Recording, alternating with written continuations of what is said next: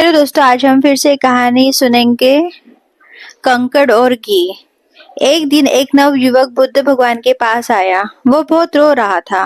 उसका रोना रुक नहीं रहा था। बुद्ध भगवान ने उससे पूछा, क्या परेशानी है नवयुवक? बनते, कल मेरा बूढ़ा बाप मर गया। क्या कर सकते हैं? अगर वह मर गया है तो रोने से तो वह जिंदा नहीं होगा ना। भंते, मैं समझता हूँ रोने से मेरे पिता जिंदा नहीं होंगे, लेकिन भंते मैं आपके पास विशेष प्रयोजन से आया हूँ। कृपया मेरे मृत पिताजी के लिए कुछ कीजिए। अरे, मैं तुम्हारे मृत पिता के लिए क्या कर सकता हूँ? भंते, कृपा कर कुछ कीजिए। आप इतने शक्तिशाली व्यक्ति हैं, आप निश्चित रूप से कुछ कर सकते हैं। देखिए, पंडित पुजारी मरे लोगों की सहायता के लिए क्या क्या कर्मकांड करते हैं, और जैसे यहाँ कर्मकांड पूरा किया जाता है वैसे ही स्वर्ग का द्वार खुल जाता है। मृत व्यक्ति उसमें प्रवेश पाता है, उसे एंट्री वीजा मिल जाता है। बनते, आप इतने सामर्थ्यवान हैं। यदि आप कोई कर्मकांड मेरे मृत पिता के लिए करते हैं तो उनको न केवल एंट्री वीजा मिलेगा बल्कि उन्हें स्थायी आवासीय ग्रीन कार्ड मिल जाएगा। बनते, कृपया उनके लिए कुछ कीजिए।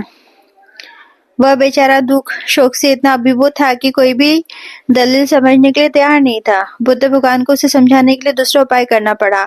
बुद्ध भगवान ने उससे कहा, ठीक है, बाजार जाओ और 2 मिट्टी के बर्तन हंडिया खरीद लाओ।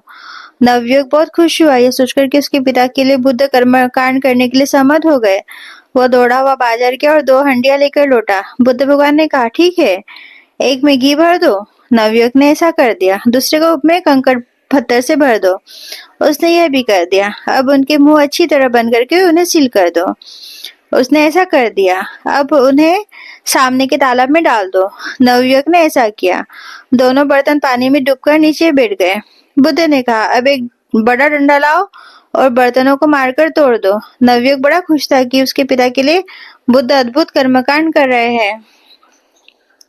भारत की प्राचीन परंपरा रिवाज के अनुसार जब कोई आदमी मरता है, उसका पुत्र उसके मृत शरीर को शमशान ले जाता है, उसे चिता पर रखता है और जलाता है। जब शरीर आधा जल जाता है, पुत्र एक मोटा डंडा लेकर उसकी खोपड़ी को तोड़ता है और पुराने विश्वास के अनुसार जैसे यहाँ खोपड़ी टूटती है, ऊपर स्वर्ग का द्वार खुल जाता है। इसलिए नवयुवक ने अपने मन में सोचा, कल मेरे पिता का शरीर चिता में जल गया, अब बुद्ध भगवान प्रतीक के रूप में इन बर्तनों की तुड़ा रहे। वह कर्मकांड से बहुत प्रसन्न था, जैसा कि बुद्ध भगवान ने कहा था। एक डंडा लेकर नवयुवक ने जोर से मारकर दोनों बर्तनों को तोड़ दिया। तुरंत एक बर्तन का घी पानी की सतह पर आकर तैरने लगा। दूसरे बर्तन के कंकड़ पत्थर बिखरकर तालाब में पैंदे में बैठ गए।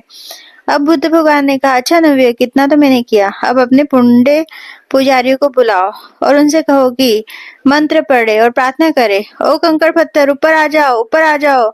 ओ घी, नीचे चले जाओ, नीचे चले जाओ। देखिए क्या होता है।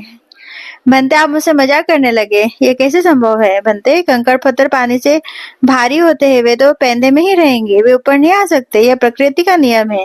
घी पानी से हल्का होता है, यह सतह पर ही रहेगा, यह नीचे नहीं जा सकता। बनते, प्रकृति का नियम है। नवयुवक, तुम प्रकृति के नियम के बारे में इतना जानते हो, लेकिन तुमने इन प्राकृतिक नियम को नहीं समझा कि यदि तुम्हारे पिता ने जीवन भर कंकड़ पत्थर की तरह भारी काम किए हैं तो वे नीचे ही जाएंगे, उन्हें ऊपर कौन ला सकता है? और यदि उनके सारे काम इस घी की तरह हल्के हैं तो वे ऊपर ही जाएंगे, उन्हें नीचे कौन खींच सकता है? प्रकृति के नियम को हम जितनी जल्दी समझ ले, उसके नियम के अनुसार जीवन व्यतीत करना शुरू कर दे, उतनी ही जल्दी हम अपने दुखों से बाहर आते हैं। तो थैंक यू सो मच। अगर आपको मेरा चैनल अच्छा लगता है तो प्लीज लाइक और सब्सक्राइब जरूर करिए। मिलते हैं हम नेक्स्ट वीडियो में। Bye, take care.